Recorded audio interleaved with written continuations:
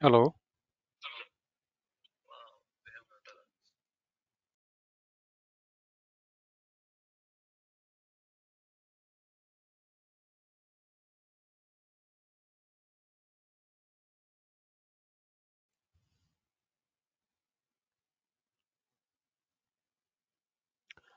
Well, thank you everybody for joining this webinar. I would also like to welcome my colleague Nirmal, who is Director Product Management. Just for the benefit of all the viewers, this is a short presentation. Maybe it'll take about 20-25 minutes. Uh, uh, in between, if you have questions, you are welcome to use this window as you are seeing to put in your questions, and we would take the questions at the end of the presentation. So with this, I would like to start the presentation. Uh,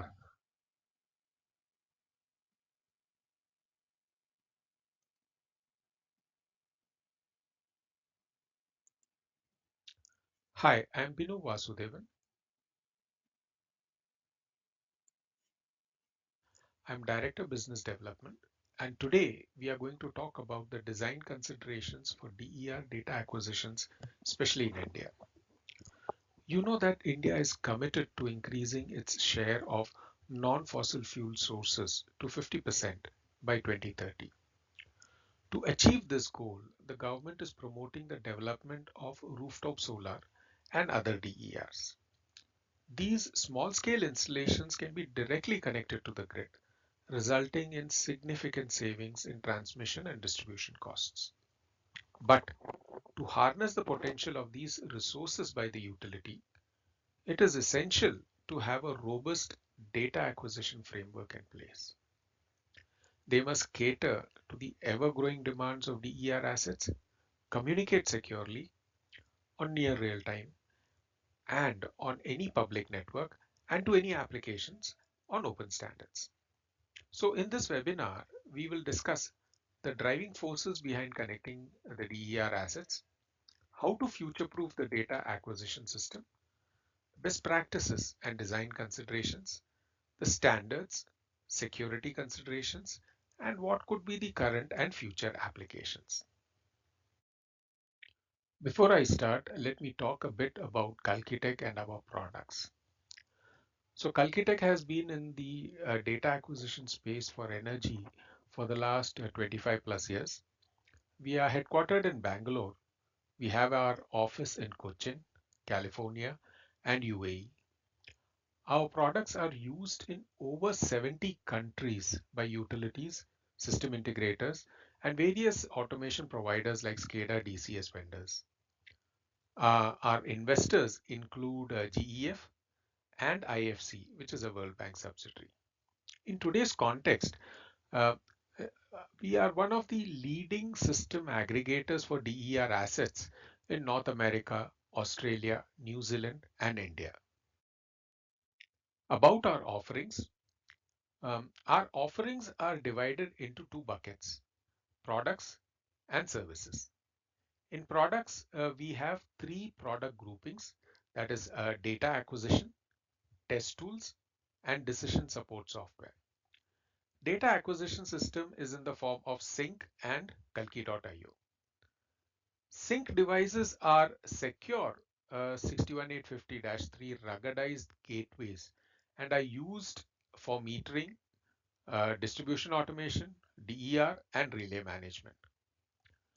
Kalki.io, on the other hand, is a data acquisition middleware that can be hosted in premise or cloud, which can cater to data acquisition and data transformation of millions of devices for telemetry, AMI, distribution automation, and DER application. We have some of the best engineering and test tools for metering, telemetry, and protection under the ASE brand. Eltrix is a decision support software sitting above SCADA or DCS systems that performs functions as performance monitoring, optimization, accounting, settlement calculations for thermal, renewables, and water segments. And finally, we have the services that implement solution based on Kalkitech or ASC products. They do their product engineering and IP implementation for customers. Let me talk about Kalki.io, which is a data acquisition and data transformation middleware. Kalki.io is a cloud-based architecture that can be hosted on any cloud like AWS, Azure, Oracle, Meghraj. Currently, it is hosted on AWS and Azure. It can acquire data from millions of devices. Yes, any devices from transmission distribution, generation, DER, any assets. These devices can be any like meter, relays, RTUs, inverters, SCADA systems, DCS systems, and the data can be on any protocol. Kalki.io then transforms these data to any applications, again on any protocol or on IT framework like REST, JSON, Kafka, or etc. So why is this slide being talked upon? We are discussing the DER data acquisition, right? I will come back on this. Let us first understand the background and context. In India, the DER data acquisition is still following the architecture that is suitable for the distribution of the yesterday. To understand that, let us see the traditional distribution and contrast it with the one that is evolving.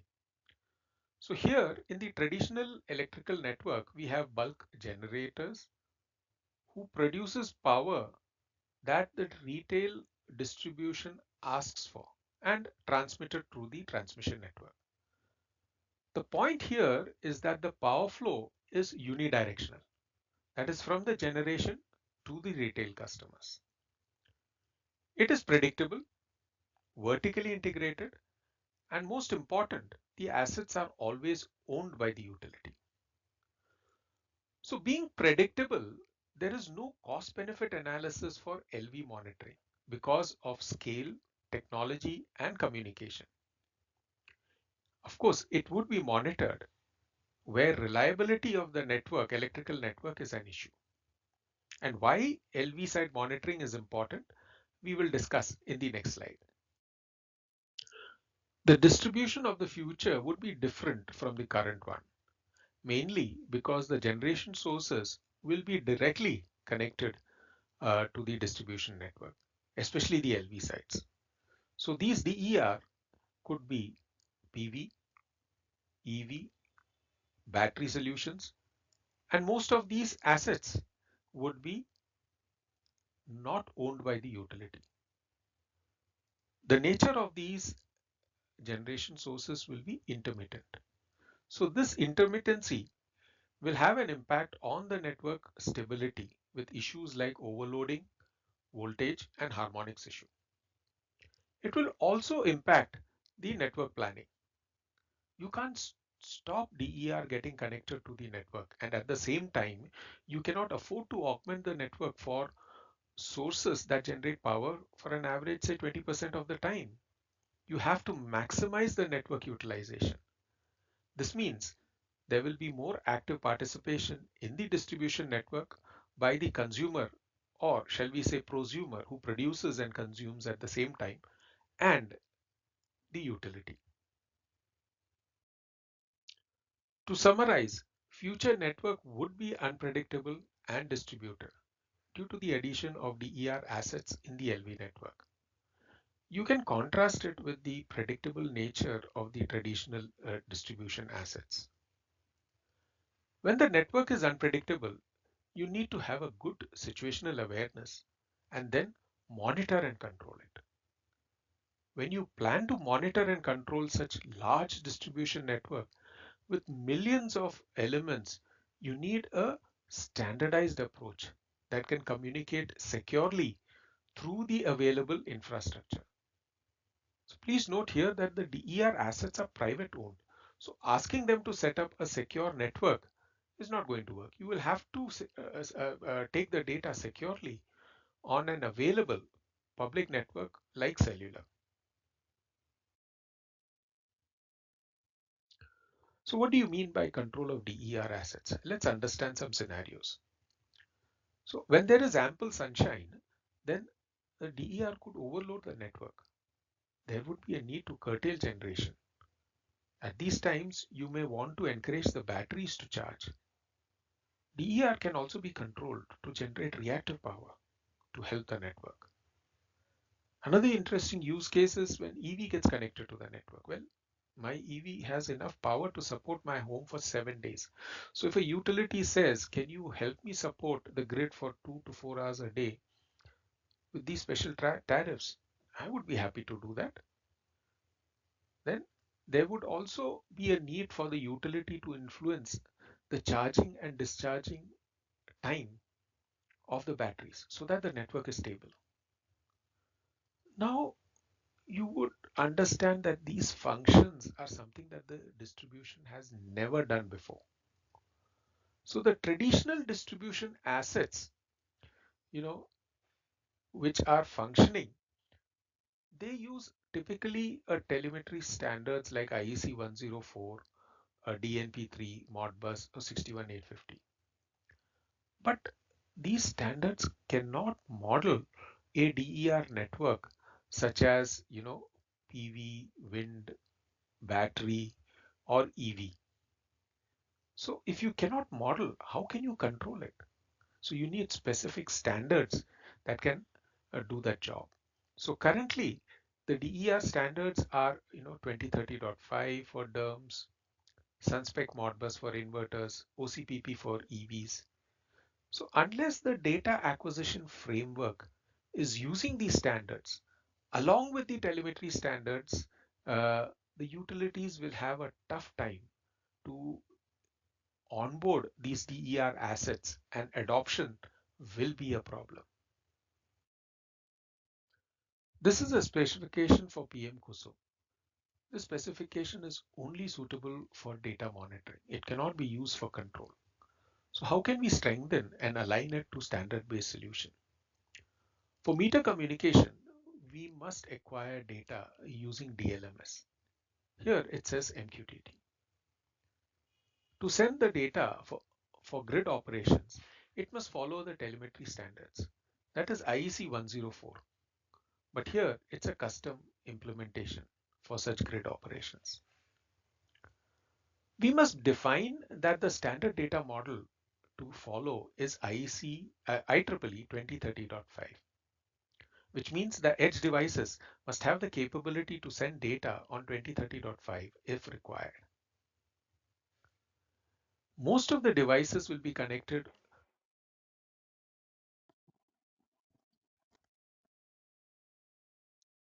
I think the voice is too feeble, so just let me redo it.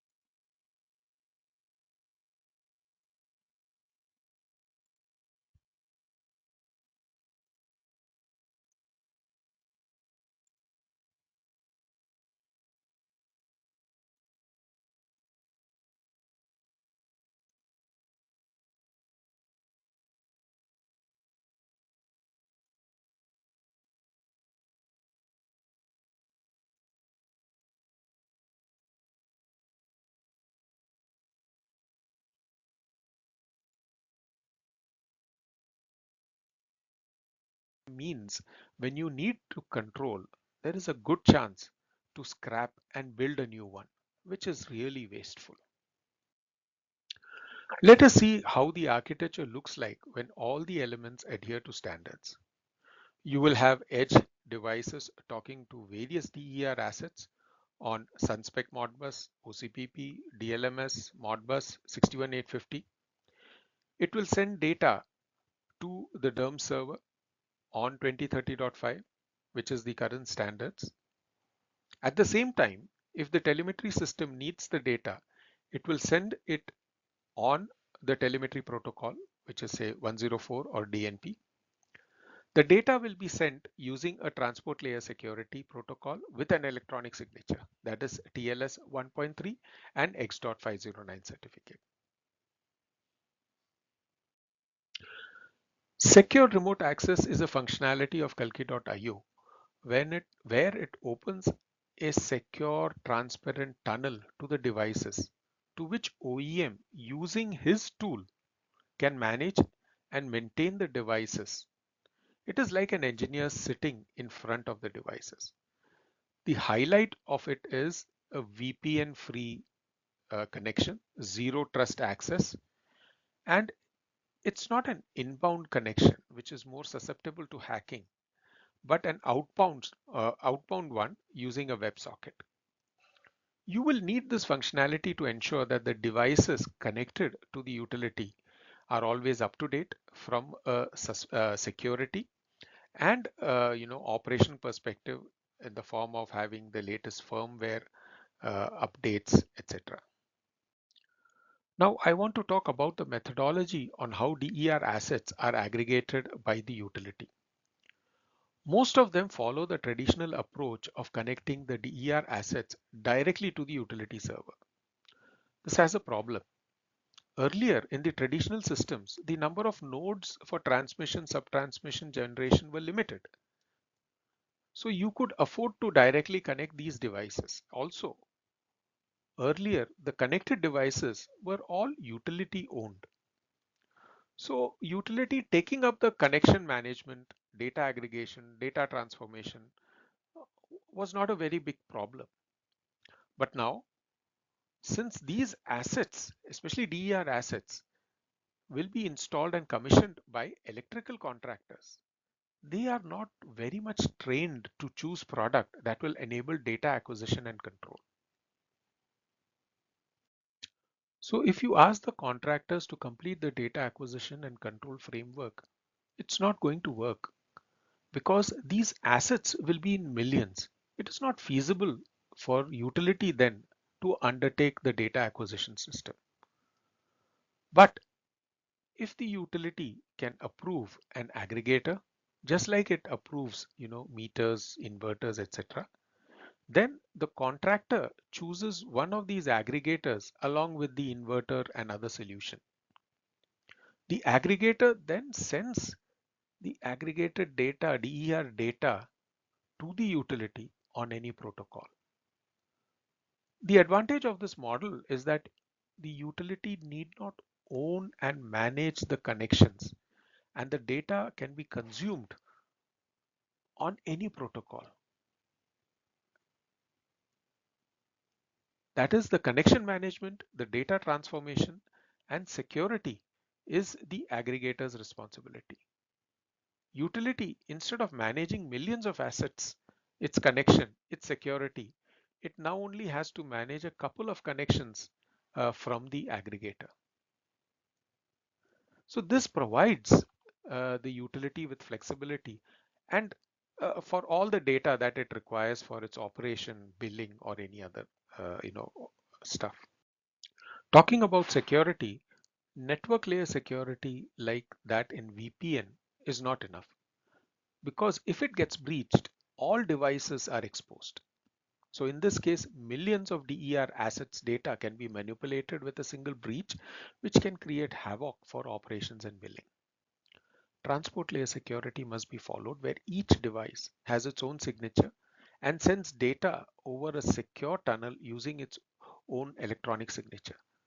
The standard to follow is TLS 1.3 with X.509 certificate. This is more secure and easily managed because if there is a compromise, only some devices may be affected and they can be isolated without affecting the network operations. DER data acquisition framework must be from a monitoring and control perspective and not for viewing only. Viewing may be the requirement now due to the current penetration of the DER assets. But if we do not factor in monitoring and control now itself in the data acquisition architecture by adopting correct standards and security, then when control is required, it will be a scrap and build case. Second, the scalability must be factored in now because when the adoption will spread, scalability will be one of the key elements to onboard those devices. So in this background, what does Kalki Tech has to offer? We provide an end-to-end solution for DER data acquisition. We have our own gateways, our own embedded modules to enable secure and standardized data transfer from the DER assets like inverters, etc. We also enable third-party edge devices to securely transmit data. At an aggregator level, we have Kalki.io, which is a data acquisition middleware that can onboard millions of devices securely. It can transform this data and send it to any application on any protocol or on an IT framework like REST API, Kafka, JSON, etc. So Kalki.io is a SaaS model, can be subscribed per device or can also be installed in a data center as a perpetual license. It is hosted in AWS and Azure. On Edge, we have our own Edge devices. We also work with third-party hardware. So this slide shows the supported hardware list, which will keep on expanding. We have hosted Kalki.io to AWS platform, and Kalki.io already has connectors connecting to various AWS services like S3, storage, Kinesis, SQS. It is also hosted on Azure Cloud and connected to their services like IoT Hub, Event Hub, Service Bus. Now I would like to talk of a typical DER implementation in India, and let me explain how simple this implementation is, yet meets all the criteria we discussed. So since the installation of these assets will be contractor driven, at the edge level, we need to keep things very simple for the contractor. So in this case, we have the meter data being read by an IPv6 modem, any IPv6 modem that he can procure from the market. We have installed a Kalki.io proxy and the modem transparently reads data from the meter on DLMS and sends the data over TLS 1.3 and X.509 certificate to Kalki.io. So it aggregates a lot of the sites, uh, meter data from a lot of the DER sites into Kalki.io, and Kalki.io then gives the data to the utility on DLMS or CSV or JSON. So here the advantage for the utility is it doesn't have to have a separate server. It only needs to manage one connection rather than probably say 5,000 connections, current 5,000 connection, which can expand to a few lakhs. In future, whenever the utility expands, adds additional functionalities, maybe like ADMS or DERMS, this data hub can also give the data to those applications on 2030.5 or any telemetry protocol. Also, the main thing is the modem can use a dynamic SIM. In India, especially, that is very important because in a lot of places, some mobile vendors signal are good enough compared to other ones. So using a M2M SIM doesn't ensure 100% data acquisition because of signal strength issues. So what I would like to say, the BOM For the solution is very simple. Any IPv6 modem from the market, any SIM card from the provider, M2M SIM is not required. And from the utility side, he doesn't have to have a separate server for data acquisition. He just has to take a connection or the data connection into his existing server. Let's talk about some use cases now. In this architecture that is implemented, we take the DER data from multiple assets on 2030.5 to the DERM software, which is present in the utility. Also, the utility uses Kalki.io secure remote access functionality to manage all these assets. Here, Kalki.io is one of the approved aggregators for the utility, and it sends DER data on standardized protocol to the utility on 2030.5 for their use in DERMS software. Let's talk about the scalability and performance of Kalki.io platform. Scalability is important. DER assets can increase suddenly, and if the platform is not scalable, then onboarding of DER assets will be difficult. Kalki.io is a scalable platform. We have tested the platform by connecting 1 million meters on a simulator. It takes about 90 minutes to poll the 1 million meters, as is shown in the graph. This proves the scalability and performance of Kalki.io platform. To summarize, Kalki.io with its edge solution is an end-to-end scalable, secure, and standard-based data acquisition framework for monitoring and control of DER assets. It is used in US, Australia, New Zealand, India for DER data acquisition. So please contact us for any discussion on your requirement. Thank you once again for your time and would be happy to take your questions.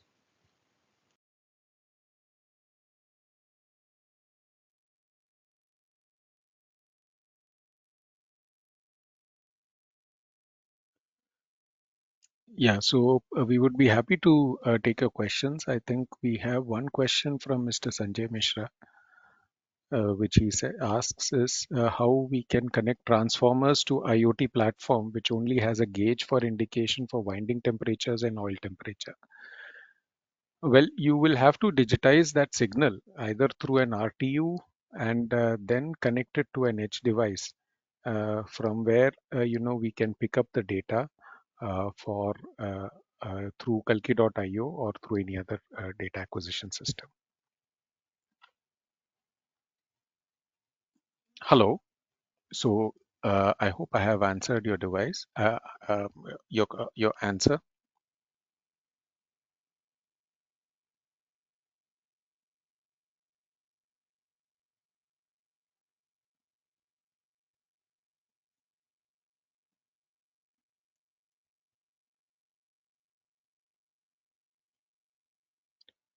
Yeah, I can see two raised hands. Can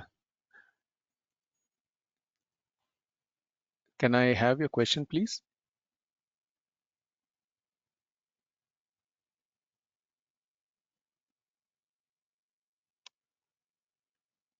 Nirmal, are the participants, they can also talk, right? Or is there any settings that we have to? No, this is a listen-only webinar. So, participant have an option in the GoToWebinar control panel to put up a question. So, there's a QA tab which you can see on top right corner. In the QA tab, please add your questions. Yeah, let me Uh, just. Ca- yeah, can you see this? You see this tab here? This is the tab that you can use to, put in your question, please. On the control panel, you have this question tab.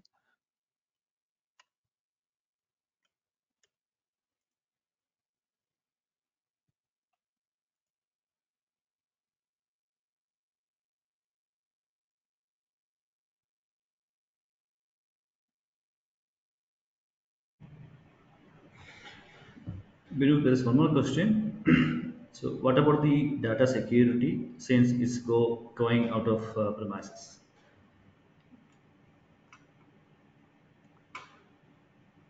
Yeah, so data security, traditionally, as we have discussed here, most of the utilities still use VPN.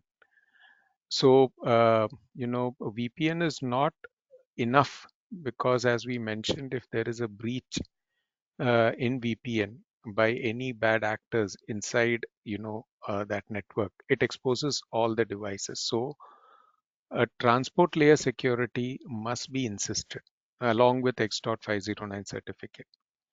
So, along with VPN, TLS 1.3 and X.509 based communication is something that you must, insist on.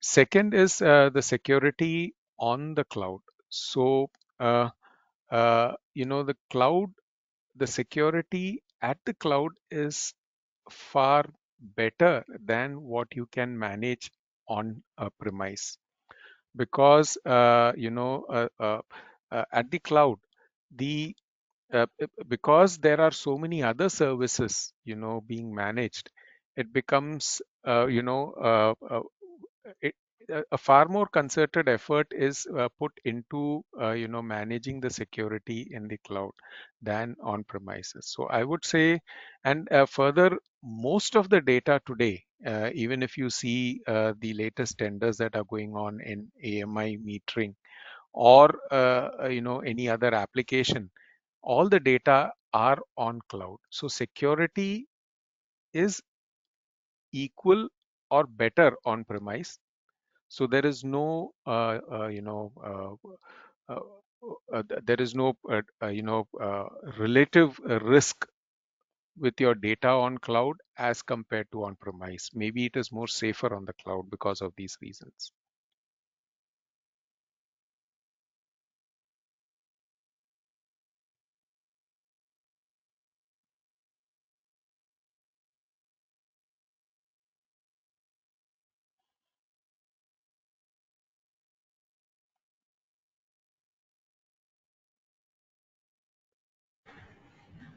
Let me write out the questions.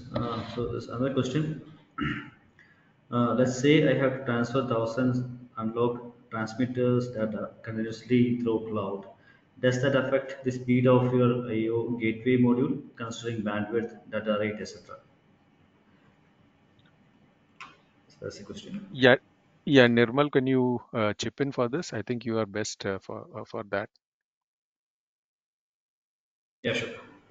So, we'll answer this question. There are different use cases for getting the data. So, for meter data, the data could be the load profile or billing data, which is not real time, and you could take the historical data from the meters. So, for that, profile data collection would be required. For real time requirements like telemetry data or for control. Uh, you need to use the real-time protocols like 2030.5 protocols or D104 or DNP3 depending upon the type of devices or type of assets which you need to connect to. So each these protocols has got different performance benchmarking. For example, these telemetry protocols like 104 and DNP3 are used for collecting the real-time data to a remote SCADA systems. So, so depending upon the number of devices, you can scale up and down the instance of Kalki IO which is required for the particular deployment. And another factor is in the selection of protocols, especially in the DER. Unlike the telemetry, legacy telemetry protocols like 104, 2030.5 is a client server based architecture. Means the field devices are client and server is sitting in the utility or the aggregator side. So field devices are pushing the data to the server. So in that way, the selection of protocol would be also be critical design consideration which you need to consider in your system. So if you go with the legacy protocols like pole-based protocols for a million devices, that may not be a scalable for a real-time use cases. You need to have a mechanism to push the data from the field devices to the cloud or to the head-end system to match the scalability.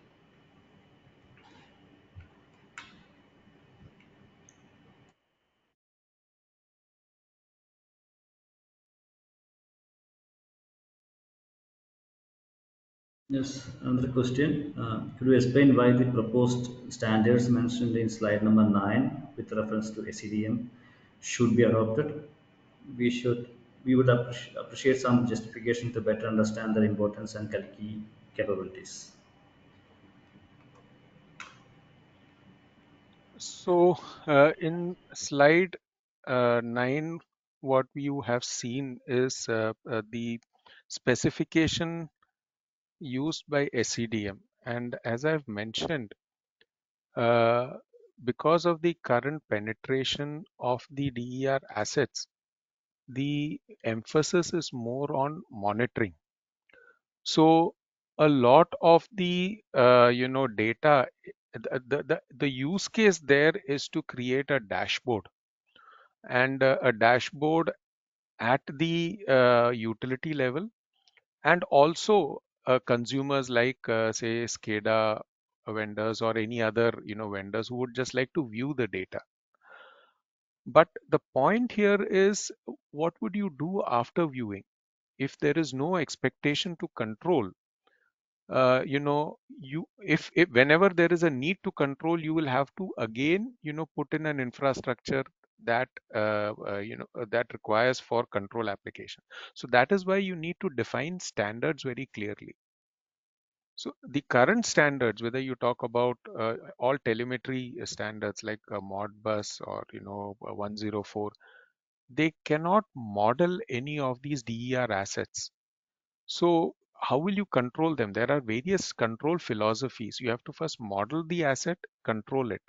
So for that, you need specific standards. So the standards, unless you put it in the framework to say that the edge devices should transmit data, should be capable of transmitting data on, let us say, a 2030.5 standard, which is the standard for controlling such DER assets. If you just take the data on Modbus or any MQTT, in future when you have to control, how will you do it? You will have to have another custom implementation, but that custom implementation, how will you maintain it? There are so many other complications. So defining the standard is important so that the data can be utilized in a structured way, or in a structured uh, methodology, maybe first for viewing and then later for control in in that framework. So you must have such definitions in place. You can't allow a custom implementation for such large DER assets.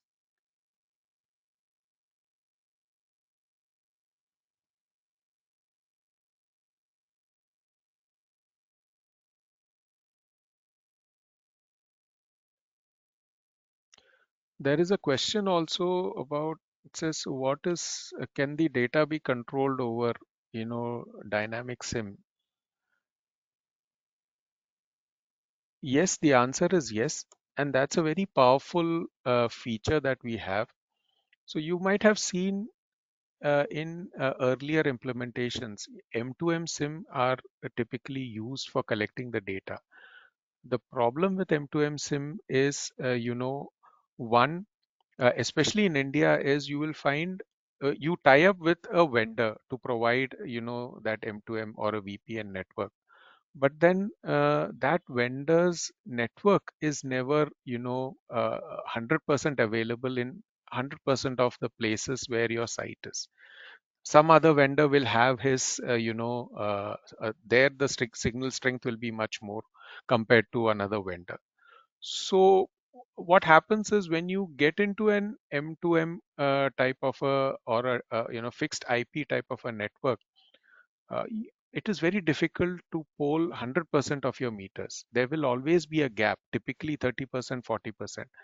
And sometimes, where the network was strong, it then becomes poor, and then you have issues about, network collection. That is where the dynamic sync really helps you. Any normal a sim that you put it on your phone or just for a data, you can use that. And what happens is where the signal is not good, you can change the vendor to use the signal where the sim card of the vendor whose signal is very good. So what happens is your data acquisition is it is very reliable because of that. You don't have to depend on one vendor. So yes, we have the capability of collecting data on dynamic sim, and that's really very useful for especially for DER data collection.